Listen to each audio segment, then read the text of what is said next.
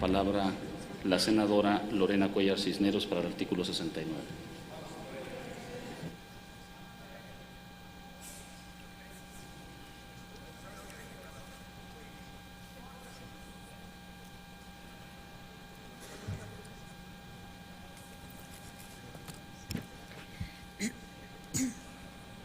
Con su permiso, señor presidente, compañeras y compañeros senadores.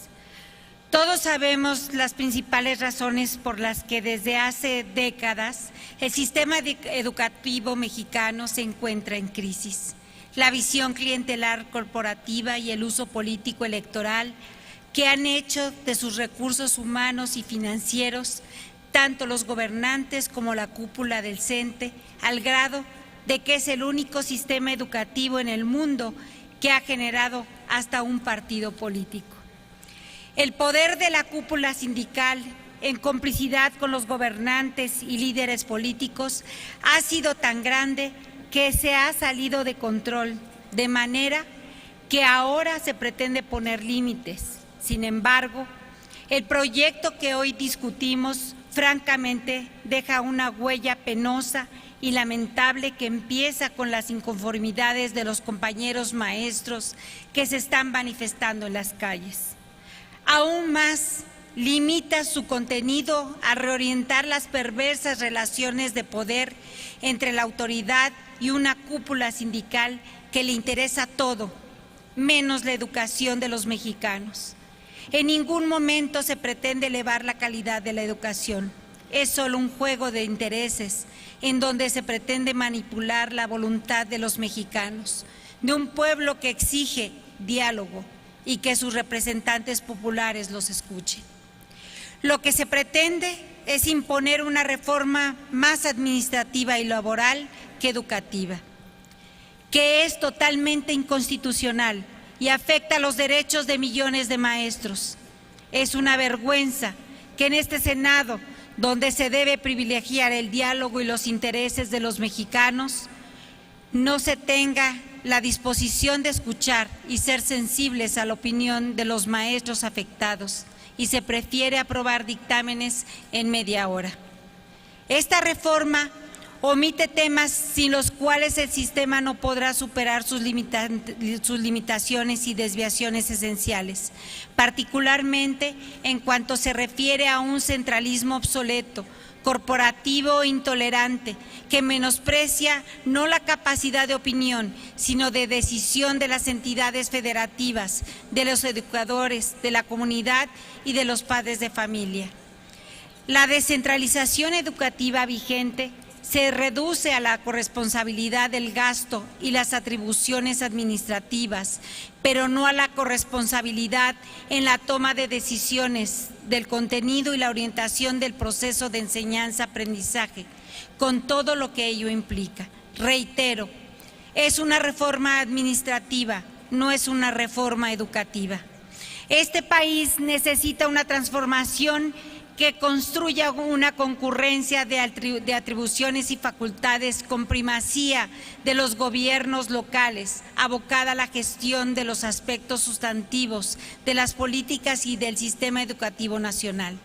Si realmente queremos una reforma educativa, debemos revisar la orientación y contenido de los planes y programas de estudio, su pedagogía, materiales y dispositivos educativos, su gasto, sus normas y reglas sectoriales, su práctica, sus incentivos, la formación y profesionalización magisterial, la evaluación, la rendición de cuentas, la gestión social y la relación laboral, entre otros, considerando la diversidad de realidades en un Estado-nación integrador. Toda relación laboral tiene componentes que la definen, algunos de carácter subjetivo y otros de naturaleza objetiva. En los primeros se encuentra, por un lado, la calidad del patrón como el receptor de servicios brindados que paga por los mismos y por el otro al trabajador, que realiza dichos servicios de manera subordinada a cambio de un salario. No obstante, existen elementos objetivos que tienen que ver con el objeto del servicio contratado, es decir, las actividades para las cuales un trabajador aceptó trabajar para un patrón determinado. A un trabajador no puede exigírsele cumplir funciones que no le son propias del vínculo laboral que subsiste mediante el contrato asumido con el patrón. Cuando el patrón le quiere obligar al trabajador a hacer cosas ajenas al objeto de su trabajo, estamos ante lo que se denomina un despido técnico por causas imputables al patrón. Es decir, se trata del rompimiento del vínculo laboral a través de una rescisión sin responsabilidad para el trabajador, por lo que éste puede optar por exigir la indemnización a la que tiene derecho o su reinstalación en puesto, funciones y salario, pues son los componentes objetivos de la relación laboral. El proyecto de ley de servicio profesional docente es contrario a este derecho, pues plantea de manera autoritaria despojar al docente de sus funciones cuando no apruebe tres evaluaciones, dejando abierta su posibilidad de hacerlo. Asumir funciones que discrecionalmente apruebe la autoridad educativa, es decir, el patrón. La estabilidad del empleo es un derecho humano que debe preservarse en cualquier modelo educativo, por más moderno que se pretenda y de conformidad con el nuevo bloque constitucional derivado de la reforma al artículo de nuestra Carta Magna, donde los afectados siempre tendrán la posibilidad expedita de demandar la máxima protección que les brindan los tratados internacionales en la materia. Bajo estas consideraciones, quiero proponer a esta Asamblea que sean suprimidos del dictamen los artículos 69 y 75 y se ha modificado el octavo transitorio del proyecto de decreto de ley general de servicio profesional docente, toda vez que con ello se genera un régimen laboral de excepción para los maestros que son trabajadores del Estado amparados en la Ley Federal de los Trabajadores al Servicio del Estado. El problema de fondo está en el régimen laboral, no en la evaluación, como tal lo dicen los maestros. La reforma planteada a los artículos señalados regulan los supuestos bajo los cuales un docente puede ser despedido y que básicamente son tres. 1. No someterse a una evaluación. 2.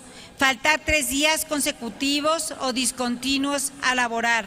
3. No aprobar la evaluación del Instituto Nacional de Evaluación Educativa.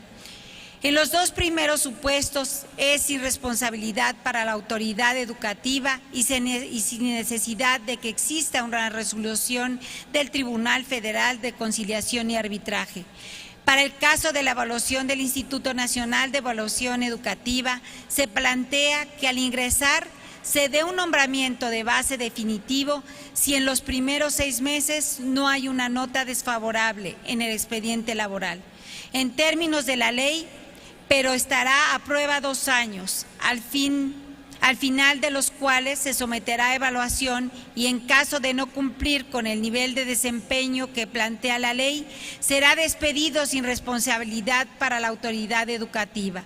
Hago énfasis en esto último, sin responsabilidad para la autoridad educativa, que en términos de esta nueva ley implica la cancelación del derecho a la reinstalación y de la indemnización con pago de salarios caídos, anulando con ello los derechos adquiridos, en congruencia en segundo transitorio, que deroga todas las disposiciones que se opongan a la ley.